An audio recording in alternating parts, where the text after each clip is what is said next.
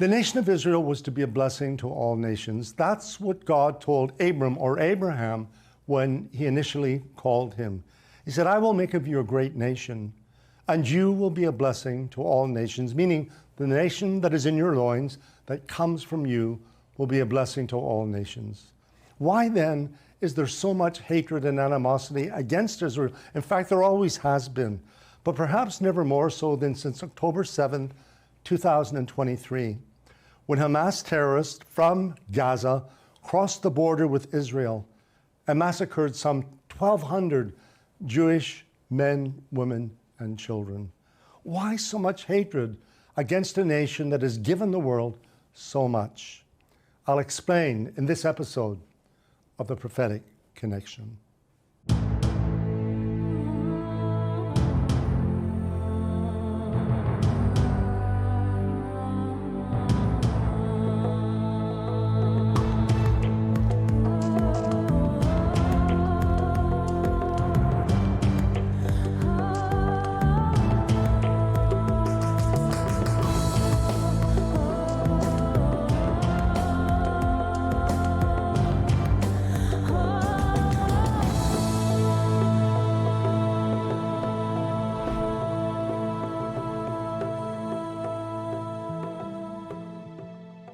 Who can explain why the world, the nations, have failed to appreciate Israel's significant contributions to the world in every field of human endeavor, in literature, science, Israel's influence in the New World, in the Americas, through the American Constitution, medical research, in so many different ways.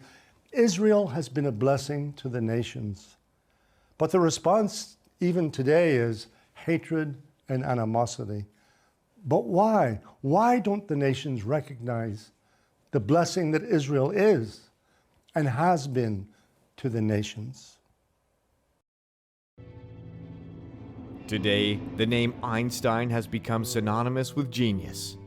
But if Einstein was a genius, he was at the same time a Jewish genius, and one who clearly benefited from being raised in a culture where education had value.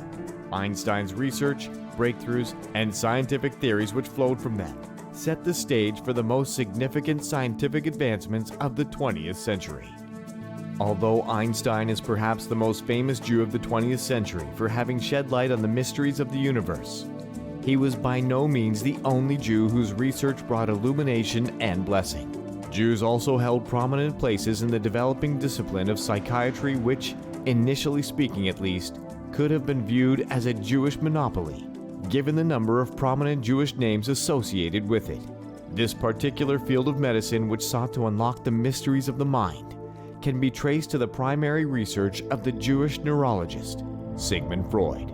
Freud began exploring the unconscious mind as a means of relieving the psychiatric disturbances that plagued some of his patients. Motivated by his desire to help those others could not, Freud's psychoanalysis studies and suggested therapies greatly influenced the entire study of psychology. This Jewish inclination to help others, evident in Freud, is a trait that appears in other Jewish researchers as well. Jews seem to have a common desire to cultivate and use their abilities to make the world a better place.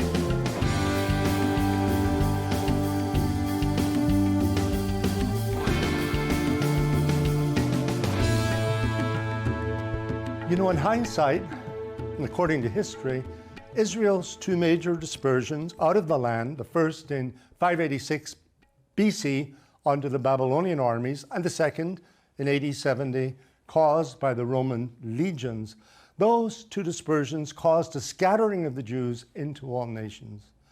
But what can be seen as a disaster for the Jews can be seen as a blessing to the nations. Because wherever the Jewish people went, they were always wanting to learn in the first instance, and so their children could read and write when some of the kings of Europe couldn't even sign their own names. The Jewish children needed to be able to read and write to understand Torah, the law of Moses, the commandments of God, the festivals that God gave Israel that became part of the rhythm of the Jewish year, celebrated even today and after thousands of years. So everywhere the Jewish people went, their hunger for learning led to innovation, invention, and influence. And they offered the world so many different blessings in so many areas of life. More recent research, even as we're preparing to do this latest season of the Prophetic Connection, recent research suggests that Christopher Columbus was in fact of Jewish descent, that his name is a variant of Jewish names common in Spain at the time of the Jewish expulsion from Spain in 1492, when King Ferdinand and Isabella forced the Jews either to convert or forced them into exile for that matter. But it's said that Christopher Columbus was in fact a Jew, a Sephardic Jew at that. Sephardic meaning the Spain and Portugal area, as opposed to Ashkenazi Jews who were in Europe. And then as the Jews were scattered and reached the New World, the Americas, as it were, look at their influence in the past 100 years. I mean, we need only think of Hollywood and the major television studios and all of that were owned or governed by Jewish entrepreneurs. But broader than that, Levi jeans, so many different things where Jewish entrepreneurs and innovators have blessed the world in so many different ways. But the world has failed to recognize that. How do we know? Look at the anti-Semitism that has arisen since October 7, 2023, that appears on university campuses, that is taught at the university level, hatred against all things Jewish. How do we explain it? Why doesn't the world appreciate all the Jewish people are, all they have given, all the blessings they have offered to the nations?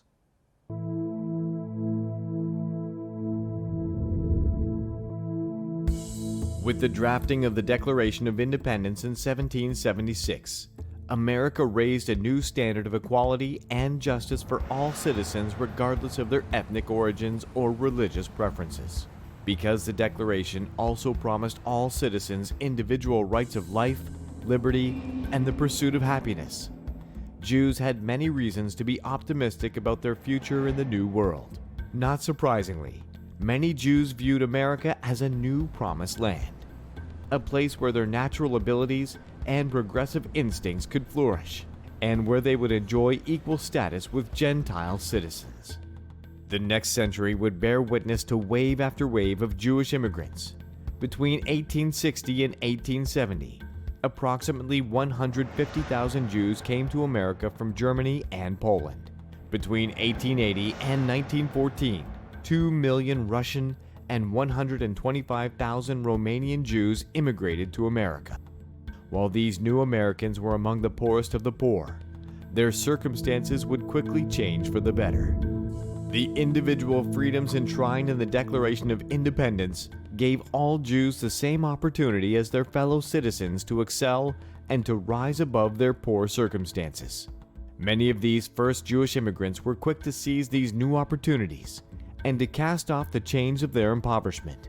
Notable among them was a struggling dry goods wholesaler called Levi Strauss, a German Jew. The Strauss name today is synonymous with blue jeans. Invented in 1873, this iconic piece of clothing can be found in most wardrobes around the world. But Levi Strauss is only one example of how America's first Jews quickly became paragons of success.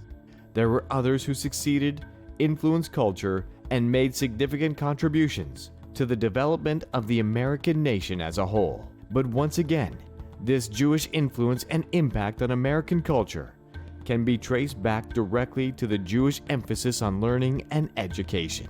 Educated Jews had a better chance of becoming successful Jews, and successful Jews would enable Jewish culture to become and remain a vital part of America's mainstream. If America was not quite the promised land, in most Jewish minds it was the next best thing. Nowhere else during their many centuries of wandering had the Jews found such freedom and the promise of a glorious future for their children. They were free to practice their religion without fear because religious rights were guaranteed by the American Constitution. America also offered the promise of compounding benefits. That is, one generation of Jews could enjoy the status and wealth made possible by those who had gone before. But Jewish progress also raised new questions about the Jews and their biblical heritage. As Jews prospered in the gardens of their newfound liberation, would they also forget their eternal claim on a Jewish homeland God once promised to Abraham? And would their foray into the arts and entertainment inevitably obscure their calling as carriers and purveyors of God's moral codes? The Jews are often thought of, and all are in fact, as a group, a serious people, an intellectual people, where education, becoming a doctor, a lawyer, a professor, is very, very highly valued, a rabbi too, okay? But there's another side to the Jewish people where they can give people pleasure, help people relax, help people smile. What do the movies do? What do Broadway musicals do? What do some of these tunes like White Christmas do? Think about White Christmas or Easter Parade.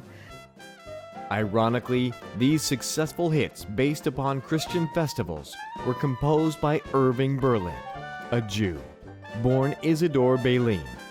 Berlin is known to have written at least 1,500 songs.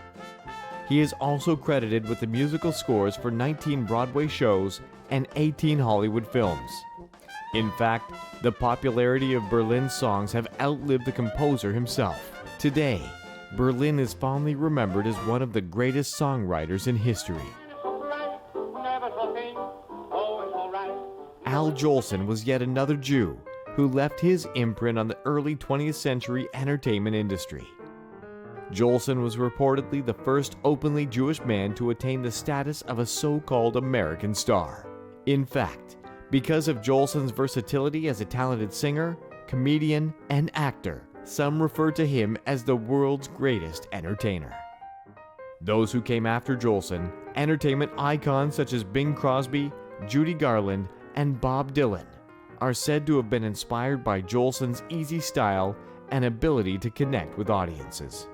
The first talking movie was by Al Jolson, whose original name was a very Yiddish-sounding name. His father was a cantor. He wanted him to be a cantor. And Al Jolson is a very, very good example because Al Jolson turned his singing ability not into being a cantor in a synagogue, but into singing in burlesque, singing before audiences, and creating the first talking film. It wasn't all talking, called The Jazz Singer.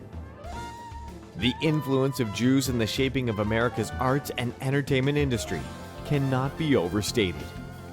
From songwriting to movies, from Broadway to Hollywood, Jewish names feature prominently throughout the 20th century.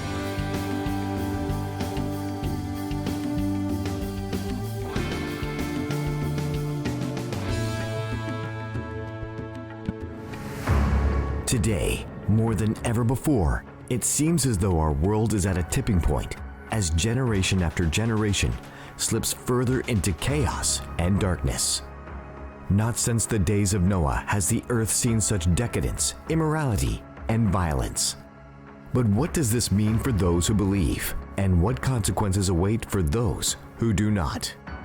As it was in the days of Noah, the DVD series of Dr. John Tweedie's 21st season of The Prophetic Connection explores the scriptures to uncover the meaning behind the signs of these troubled times. Call the number on your screen now, 1-888-206-1986, or visit c4iamerica.com to become a new monthly partner with your gift of just $25 a month or more, and you will receive this DVD set, ideal for individuals or small group studies, along with the bi-monthly newspaper Israel the Prophetic Connection. We're waiting to hear from you.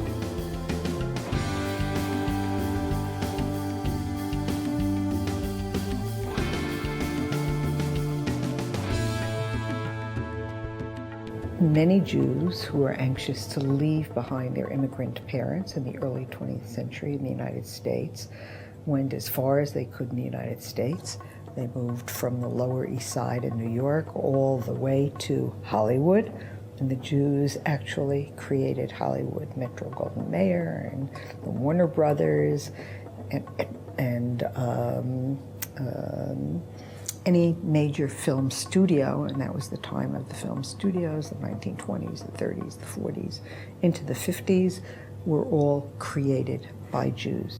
Given all of this Jewish participation and influence in the arts and entertainment, one wonders if this too is intrinsic to Jewish nature, if it emerges from an inclination to celebrate life, to find joy, even under the shadow of persistent suffering. How are Jews able to celebrate anything when they have suffered more than any other nation on earth? In the Old Testament, it says Jews are commanded to live. And if you think about life, if you think about your life too, living is not only sitting and reading a book all day, or sitting and writing a book all day, or what we would call high culture, or contributing and getting a Nobel Prize to society. But life is also about the pleasures of life. And from a Jewish point of view, life is an all-encompassing thing.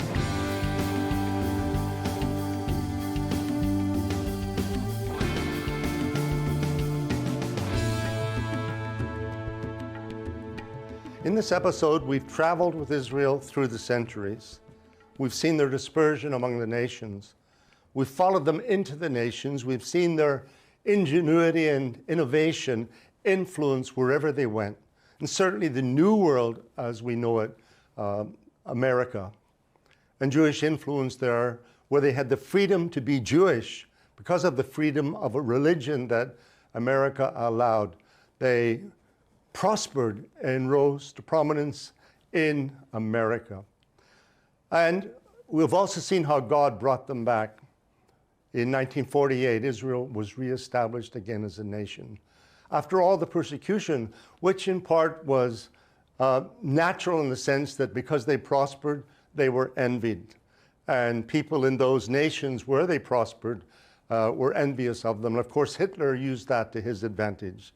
He blamed the Jews in Germany, in Europe, for creating the rest of the people, in a sense, as second-class citizens, because in his view, the Jews had all the influence.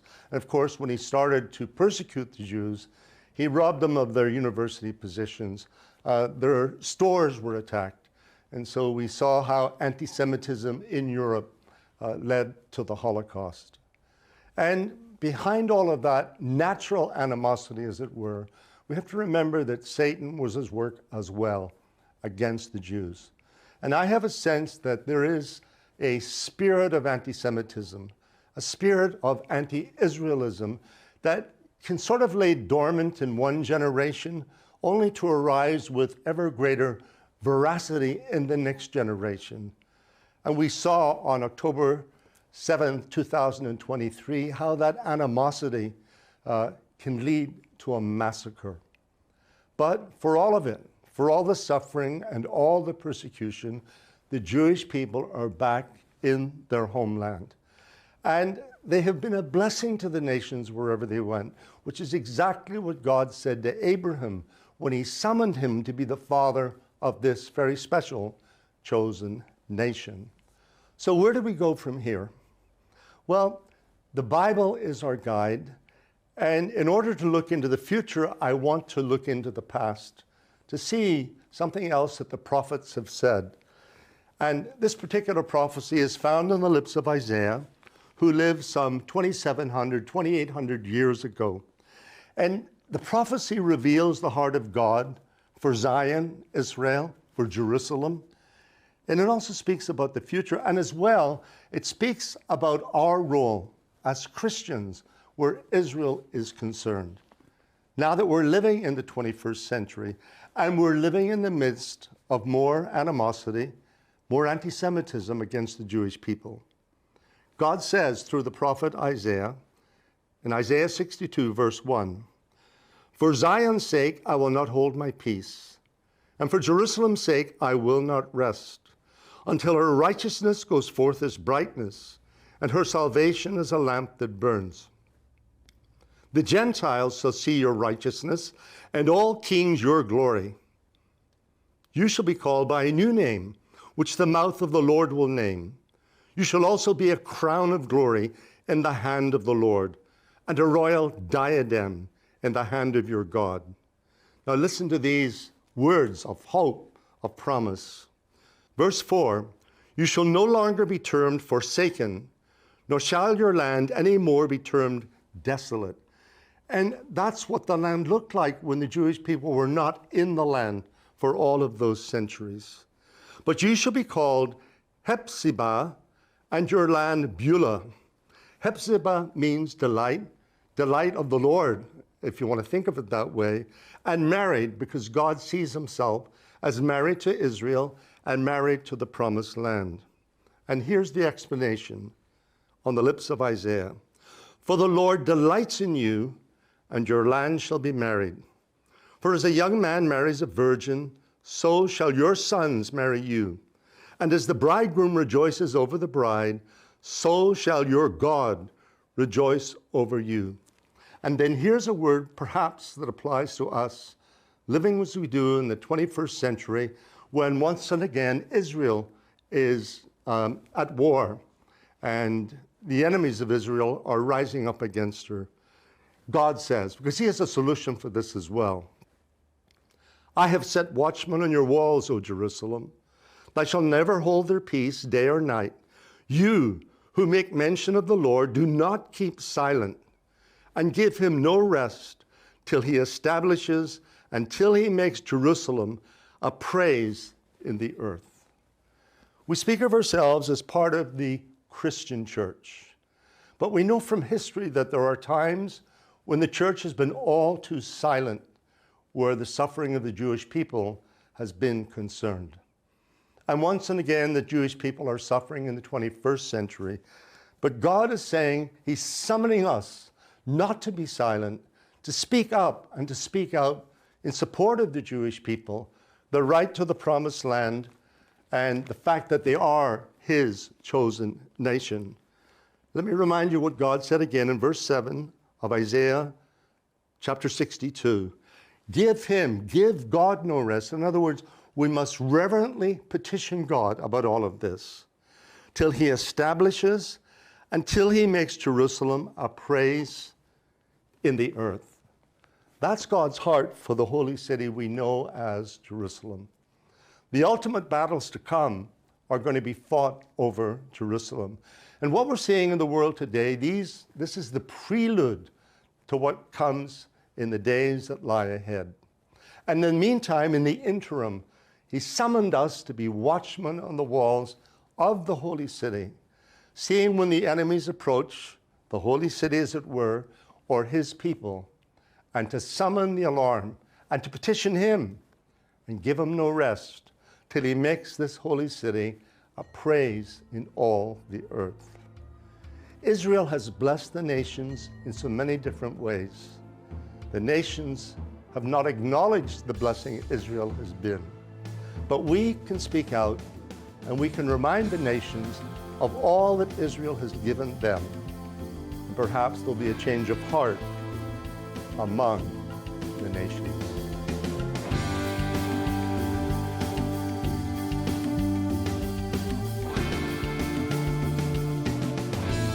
Who can explain that although the Jews represent barely 0.3% of the world's population, they have won 10% of the world's Nobel Prizes?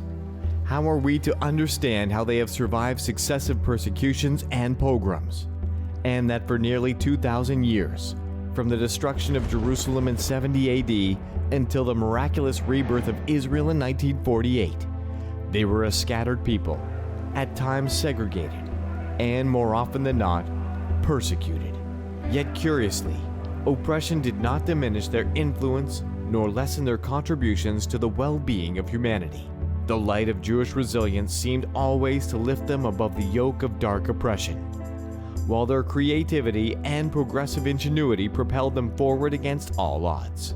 The fact that the Jews exist as a distinct nation today, that they have regained their biblical homeland following centuries of wandering among the nations, has everything to do with God's faithfulness and the promises he made to Abraham. If so, then what God promised then is still valid today. God has more promises to keep where Abraham's children are concerned.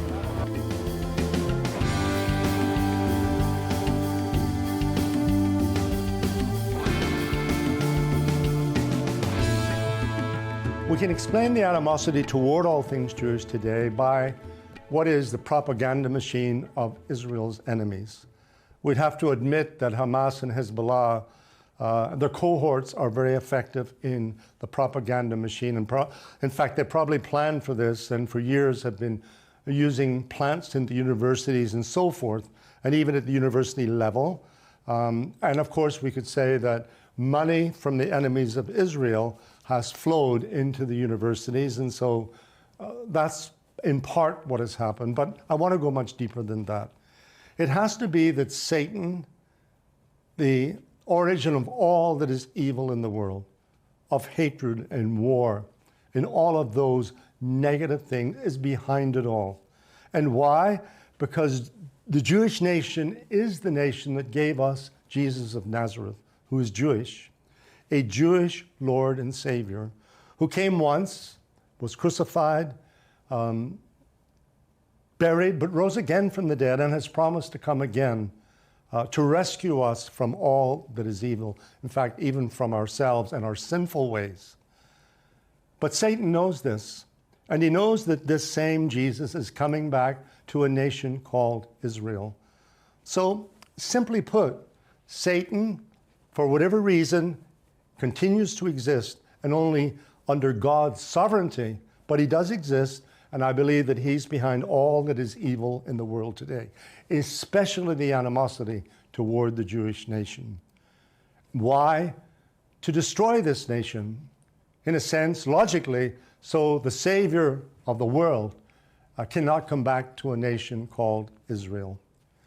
But it's a fight that he's destined to lose, because the promises of the Bible stand strong today, and God has promised that as long as the sun shines by day and the moon and the stars by night, Jeremiah chapter 31, as long as those ordinances remain, Israel shall remain. This, too, is God's promise to his chosen nation.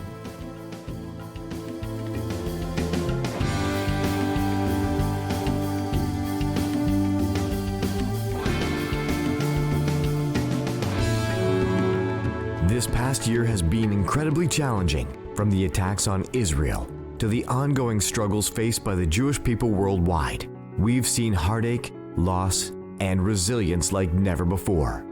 Yet in the midst of these trials, C4I has been a source of hope and support in the Holy Land, providing aid, comfort, and a tangible reminder that they are not alone. Your generosity makes this life-changing work possible. Your one-time gift of just $25 or more helps us continue this vital mission. And as a thank you for your support, you will receive the bi-monthly newspaper Israel the Prophetic Connection, filled with stories and articles keeping you informed and up to date on all that is happening in Israel. Call now, 1-888-206-1986, or visit c4iamerica.com to make your one-time donation. Together, we can make a difference for the people of Israel.